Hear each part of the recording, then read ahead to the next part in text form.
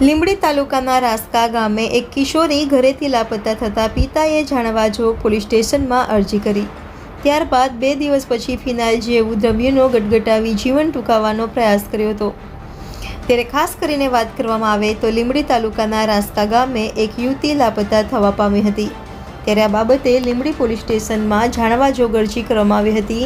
ત્યારે 2 દિવસ થયા છતાં દીકરીની ભાળ નહીં મળતા પિતા નરસિંહભાઈ દુદાભાઈ મકવાણાને દુઃખદ લાગતા ફિનાઇલ જેવા દ્રવ્ય ગટગટાવી જીવન ટૂંકાવ્યાનો પ્રયાસ કર્યો હતો. ત્યારે 108 EMT યુવરાજસિંહ ઝાલા અને પાયલટ HS રાણા દ્વારા લીંબડી સિવિલ હોસ્પિટલ ખાતે ખસેડાયા હતા. ત્યારે તબિયત વધુ લથડતા ફરજ પરના તબીબ દ્વારા સુરેન્દ્રનગર ખાતે રિફર કરવામાં આવ્યા હતા. ત્યારે હાલ પરિવારજનોની માંગણી એવી છે કે અમને અમારી દીકરી પરત મળે. Reporter Kalpesh Vadher, India 24 news, Surendranagar. બોલો. મારું નામ ચંદ્રિકાબેન ભાવેશભાઈ મકવાણા, મારું ગામ રાજકા. અત્યારે અમારા નણંદને લઈ ગયા છે ને એમાંથી મારા કાકાજી સસરાને બહુ નહીં કરી.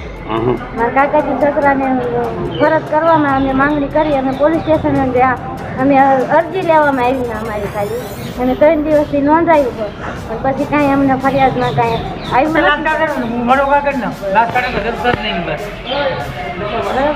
તમારી માંગણી શું છે? અમારી દીકરી ફરજ અમને પાછી કરી.